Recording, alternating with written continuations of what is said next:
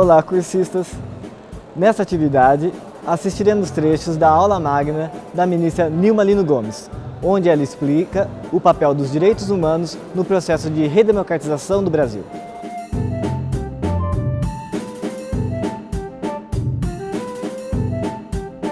E nós sabemos hoje que desde a época da escravidão, negros e negras lutaram por libertação.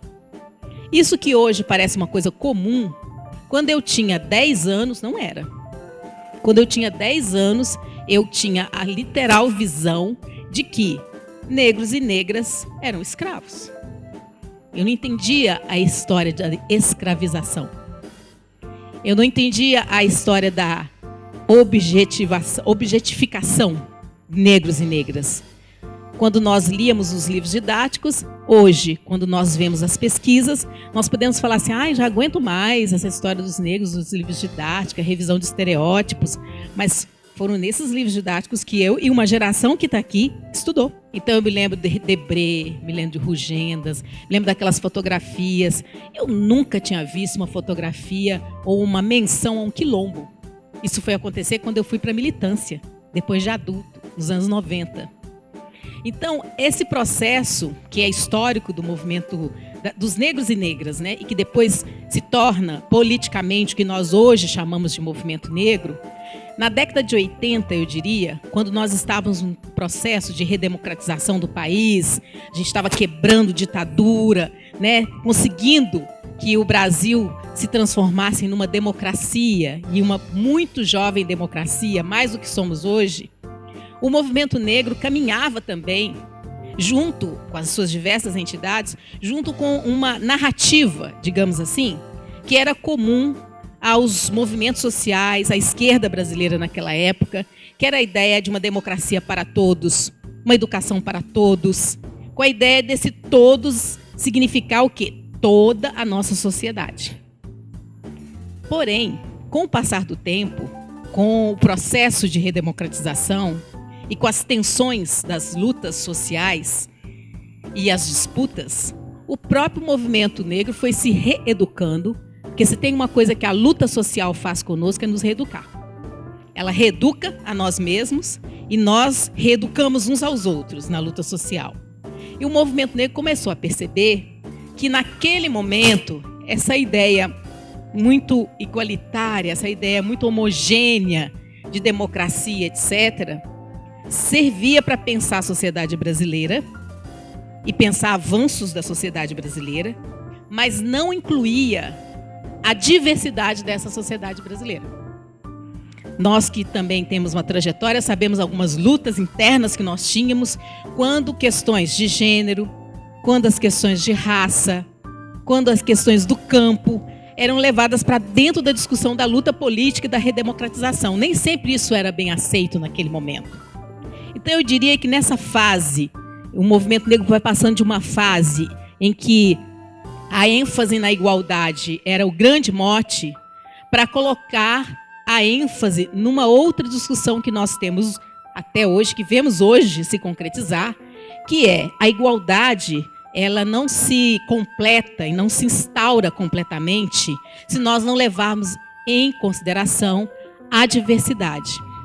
E mais, se nós não levarmos em consideração a intrínseca relação que existe entre igualdade, diversidade e desigualdades. E essa diversidade, que eu sempre falo, escrevo sobre isso, que não é só essa questão da diferença que eu vejo a olho nu. Essa diversidade é uma construção.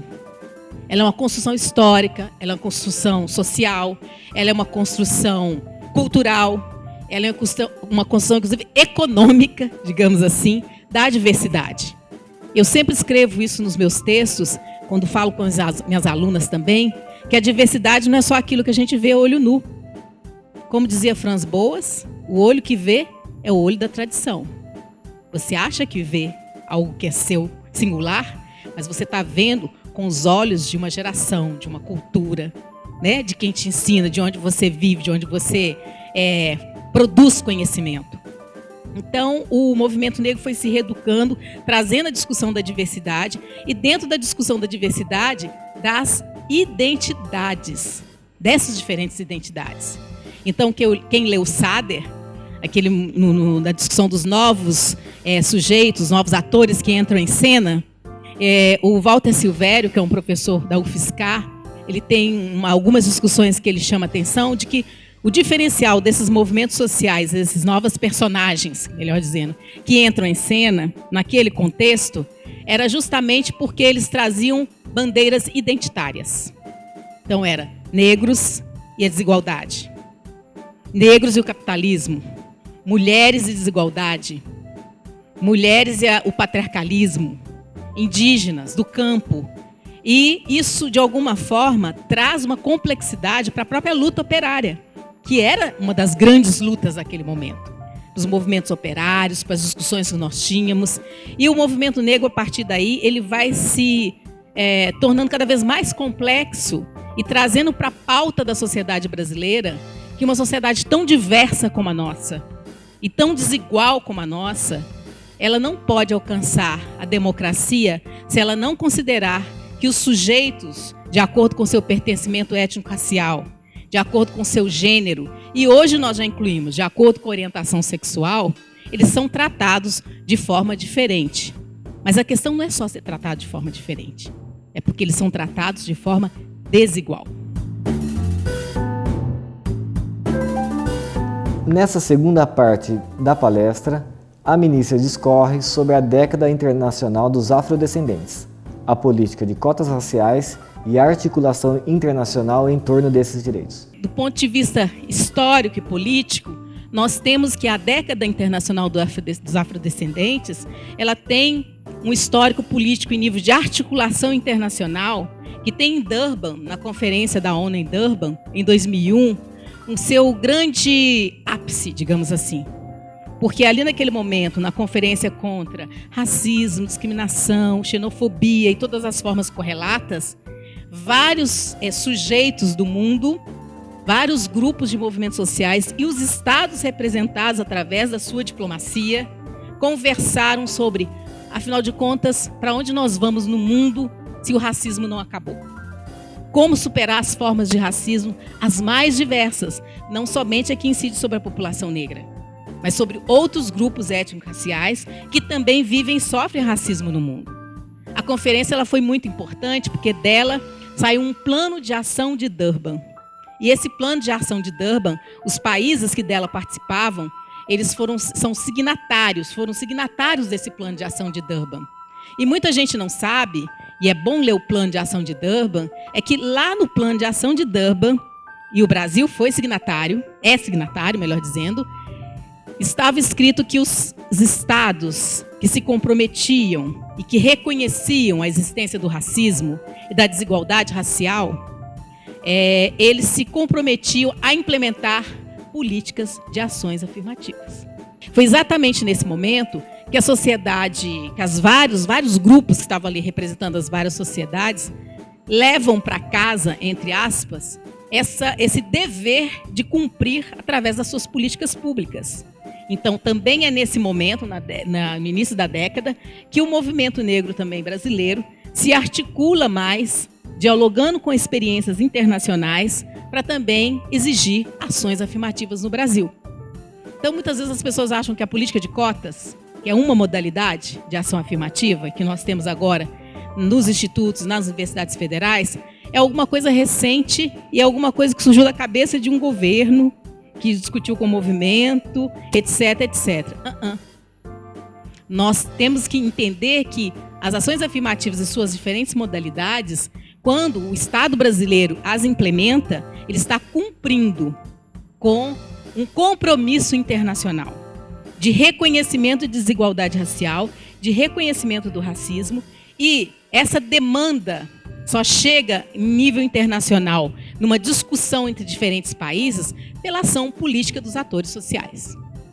Não surge do Estado, surge da base, que pressiona internacionalmente até os Estados reconhecerem e se comprometerem a tomar providências.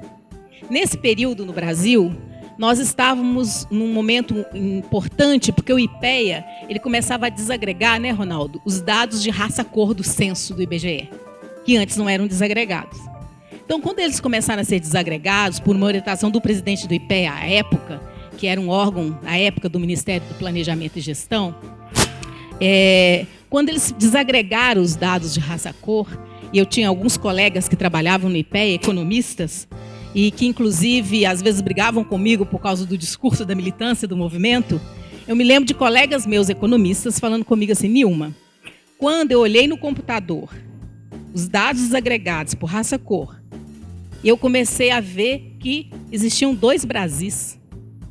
Existia um Brasil que eu pensava com a desigualdade, com a pobreza, mas quando eu desagregava o dado raça-cor, aparecia um Brasil mais pobre, mais desigual, principalmente concentrado na região norte e nordeste.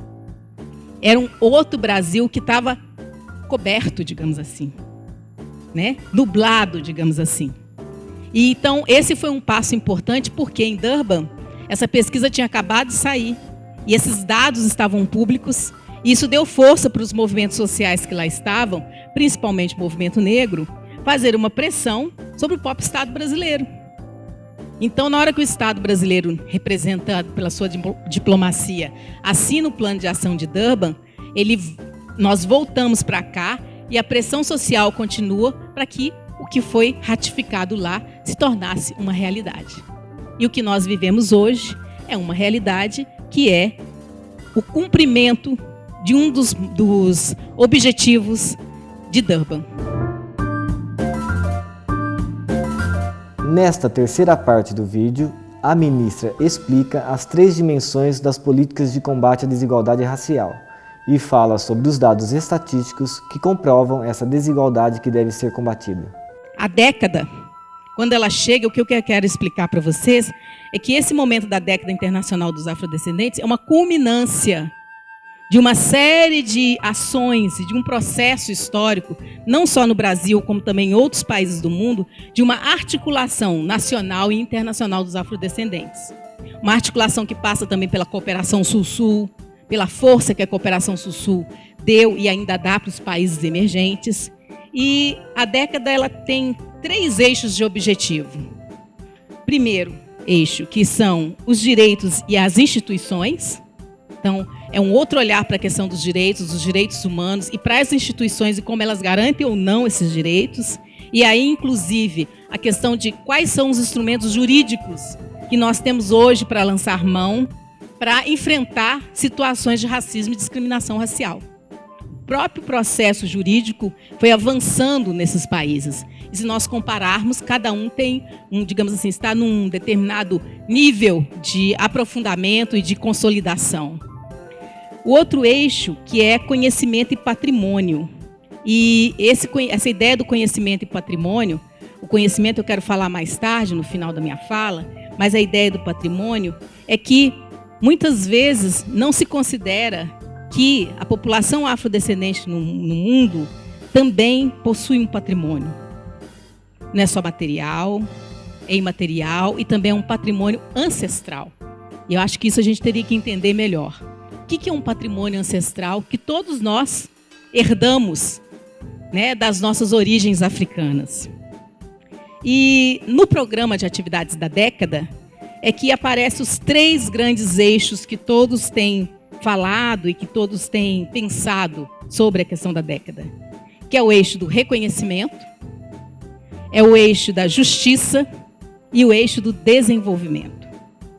Então, se nós formos levar em consideração aquelas lutas históricas que eu falava no Brasil, do movimento negro, a mudança, a inflexão, quando o movimento negro observa o que era a ideia da democracia para todos, e depois que a democracia tinha que ser problematizada e potencializada pela diversidade, nós vamos ter ali, digamos assim, 2 tipos de lutas.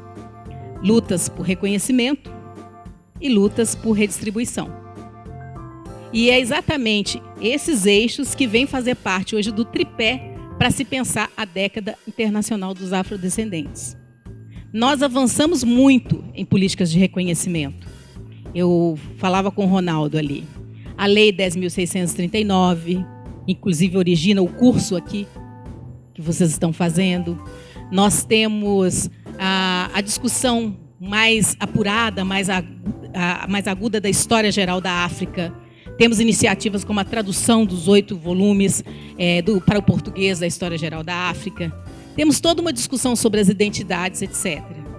Mas a resposta às lutas por redistribuição é o que nós ainda estamos construindo. Então, quando nós pensamos nas cotas nas universidades, aí sim, você está trabalhando com reconhecimento e redistribuição.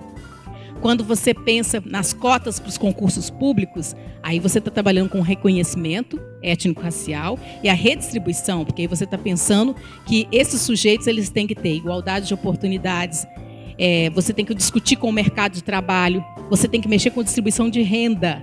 Então, você mexe com o econômico. Então, a luta e a década não trazem somente uma dimensão identitária.